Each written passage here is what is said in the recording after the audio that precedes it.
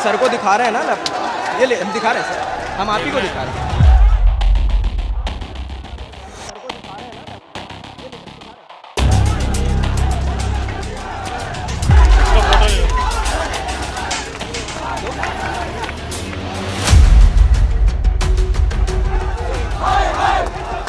Mobile number 8318 mobile number note कर लो इसका, मेरा आईडी कार्ड। सर डाउट है किस बात का डाउट है सर? हाँ पूछताछ कर लेके आएंगे, वही नहीं रहा धक्के मारते हुए मैं लेके गए वहाँ बस में।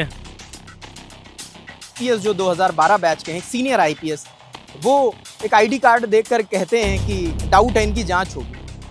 हम ये नहीं समझ पा रहे हैं आखिर उनको किस बात की डाउट है कि आखिर एक सीनियर आईपीएस ऑफिसर हमारे साथ ऐसा बर्ताव क्यों कर रहा है।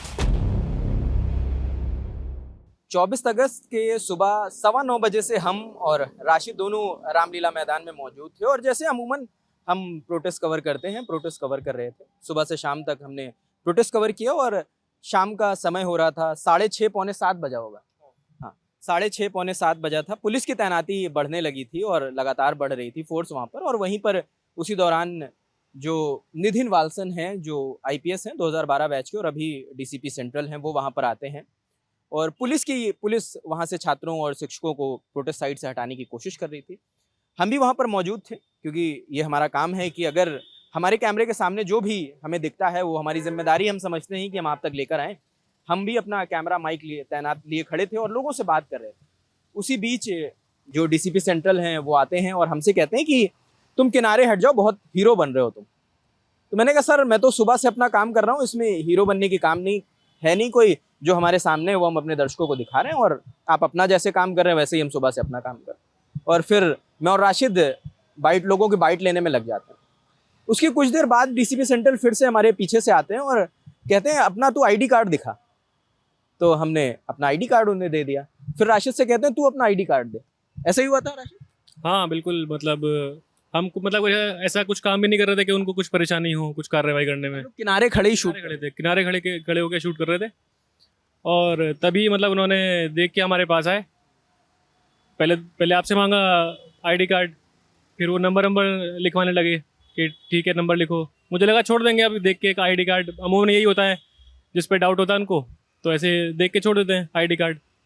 लेकिन वहाँ जब उन्होंने मेरी तरफ इशारा करा कि तू भी अपने आईडी कार्ड दिखा, तो मैंने अपना आईडी कार्ड दिया उनको। देखने के बस उन्होंने मतलब वो देख के पता चल गया कि उन्होंने 1 सेकंड में क्या नाम ही पढ़ा होगा, सबसे ऊपर नाम ही लिखा होता है। तो नाम पढ़ के उन्होंने कहा कि इस पे तो डाउट है, इसको लेके जाओ और इससे पूछताछ होगी, इन दोनों को लेके जाओ। और लेके जाके फिर वो धक्के मारते हुए मैं लेके गए वहाँ बस में और वहाँ हमसे कैमरा, माइक, फ़ोन सब छीन लिया। और फिर बाद में जब बिठा रहे थे हमें, तो उसके बाद उससे पहले कि जब हम बैठे तो मेरे मतलब मैं झांक के देखा कि मेरा कैमरा तो सेफ है ना। तो उन्होंने देखा तो पुलिस वालों के हाथ में मेरा कैमरा था और वो उसमें फुटेज चेक कर रहे थे। फुटेज भी वो चेक कर रहे थे कि क्या शूट किया है हमने। और जैसे राशिद ने बताया कि लिटरली एक पत्रकार जो अपना सबसे ज़्यादा गुरूर जो एक पत्रकार का होता है कि वो उसका माइक होता है। अगर आप डिजिटल या टीवी के लिए पत्रकारिता कर रहे हैं और भरी भीड़ में जो स्टूडेंट्स हमसे उम्मीद कर रहे थे कि हम इस कैमरे और माइक के ज़रिए उनका जो सच है वो लोगों तक पहुंचाएंगे, तो उस भीड़ में हमारा माइक छीन लिया गया, हमारा कैमरा छीन लिया गया, हमारा फ़ोन छीन लिया गया और हमें खदेड़ते हुए, धक्का देते हुए बस में बैठाया जाता है। और उसी बस में फिर धीरे धीरे फिर वहाँ पर लोगों को प्रोटेस्ट ख़त्म किया जाता है, लोगों को खदेड़ के बसों में डाला जाता है।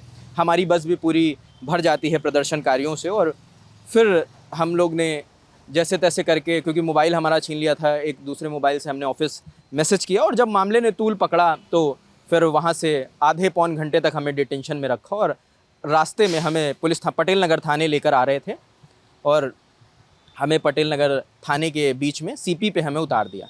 लेकिन हमारा जो प्रेस कार्ड उन्होंने चेक करने के लिए लिया था वो उन्हीं के पास था। तो हम भी परेशान थे, हमने पता किया तो उन्होंने कहा कि कमला नगर थाने जाइए, आपको वहाँ से प्रेस कार्ड आपका मिलेगा। हम कमला नगर थाने आए तो यहाँ पर एसएचओ साहब हमें अपना कार्ड दे रहे थे। मगर हमने कहा कि आप हमारा कार्ड दे रहे हैं, हम ऑफिस में जाकर क्या बताएंगे?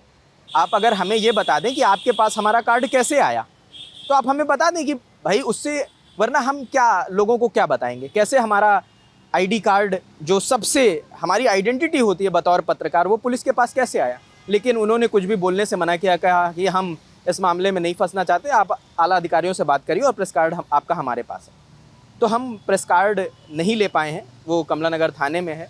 एसएचओ ने ये कहने से मना कर दिया कि वो मतलब हमारे डिटेंशन को अप्रूव करना नहीं चाह रहे थे, उसे ऑथेंटिकेट करना नहीं चाह रहे थे, तो हमें कार्ड नहीं मिल पाया। अभी कमला नगर थाने में हमारा प्रेस कार्ड है और हम और राशिद अब रिलीज़ हो गए, अब हम बाहर हैं।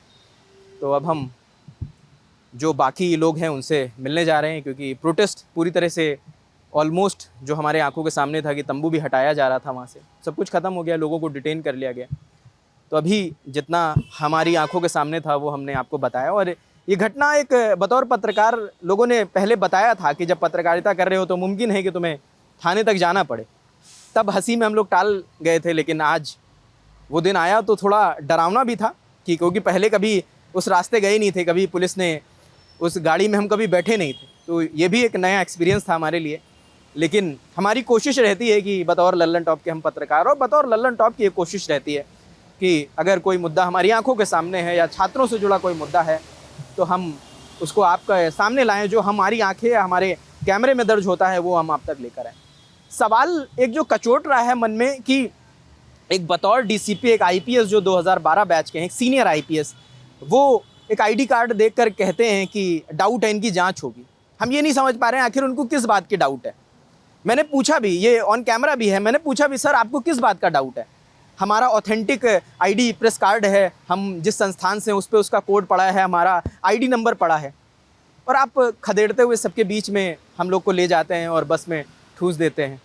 तो ये हमें समझ में नहीं आया। और हम तो सिर्फ अपना काम कर रहे थे, हम ना आपके काम में आ रहे थे, हम ना आपके काम के आड़े आ रहे थे, हम तो किनारे खड़े अपना शूट कर रहे थे। लोगों से जो बातचीत हमारी हो पा रही थी, दर्ज हो पा रही थी लोगों के लिए, वो हम काम कर रहे थे। ये बिल्कुल नहीं समझ में आया हमें कि आखिर एक सीनियर आईपीएस ऑफिसर हमारे साथ ऐसा बर्ताव क्यों कर रहा है, क्योंकि हम वही काम कर रहे थे जो हम बीते कुछ सालों से कर रहे हैं लगातार।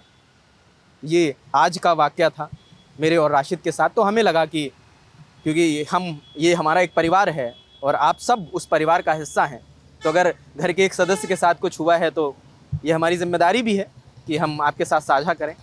और ये कहानी थी आज की जो हमारे साथ हुआ है।